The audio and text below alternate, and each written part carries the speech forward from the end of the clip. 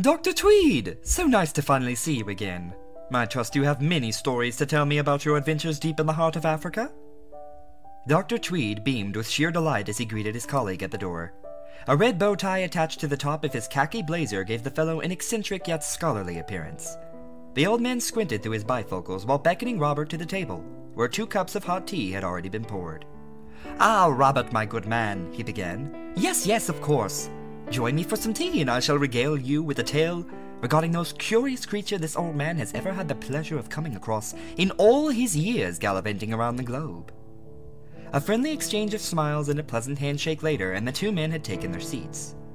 "So, Doctor, tell me about this mysterious creature of yours." Dr. Tweed's eyes lit up like a pair of bright blue sapphires. "Ah, yes. The African Bowana spider, named after the indigenous people who reside in a section of the jungle where the creature originally hails from. It is a massive arachnid. I dare say the thing is about 1/2 meter in diameter, but that's not even the most interesting tidbit about it." "Good God, man!" Robert gasped. "I beg your pardon, Doctor, but I'm finding it quite hard to swallow that your interest in the tremendous girth of this spider would be eclipsed by an even more fascinating factoid." The old man's eyes curled into the slightest smirk upon hearing Robert's retort. "Oh, but eclipsed it is, my dear friend. Perhaps you will understand once you hear this remarkable anecdote.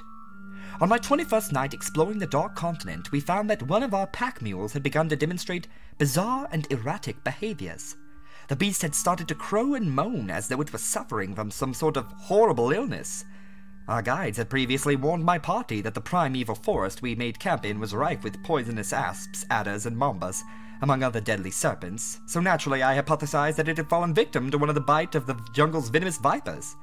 However, upon further examination, I could find no evidence of teeth marks on the animal, no wounds, no pricks, not a single thing that would indicate that it had been attacked in any form or fashion." "Sounds like quite the conundrum, Doctor." "Ah, indeed it is. Even more curious was the fact that though I found the animal's behavior to be somewhat unnerving, many of our party's guides appeared to be downright terrified at the sight of the mule's predicament. A few of them even ran off from our campsite and into the darkness of the untamed jungle by themselves, the fools.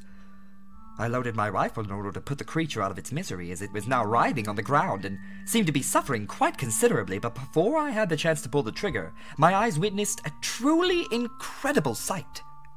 No, Doctor, you aren't about to say, "Oh, but I am, my dear friend." Out of the animal's mouth crawled the Bowana spider. Dr. Tweed took a sip of tea. Robert could tell by the old man's reaction that it was still a bit too hot to drink. Like I said before, it was colossal. Now, while I haven't quite figured out how the giant thing was able to contort its body enough to crawl its way out of the beast's jowls, I do have a theory about what it was doing there in the first place. Tweed paused for a moment for dramatic effect, reveling in the mystery of his account. "Well, out with it then! I must say, good doctor, I am absolutely enthralled by this story of yours. You must tell me what happened next." "Well, as it turns out, this particular species of arachnid has become quite feared by the natives, hence the reason why some of my party's guides had decided to take their chances out amongst the ferocious wildlife and poisonous flora of the jungle, instead of staying in a camp, once they realized what was behind all of the ruckus. The remaining guides insisted that I shoot the spider. But you know me, Robert, I'm a man of science.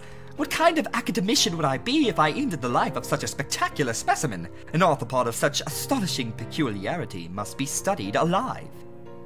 Robert interjected once more. "But doctor, you still haven't explained what it was doing inside the mule's mouth." "Have patience, my good man.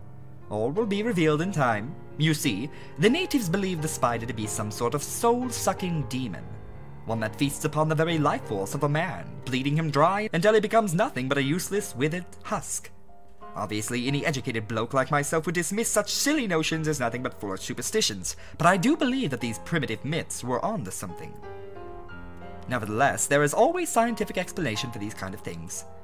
From my brief encounter with the creature, I have gathered that the 8-legged Goliath has evolved the most extraordinary of survival tactics. It appears that the spider entered our pack mule through its oral cavity.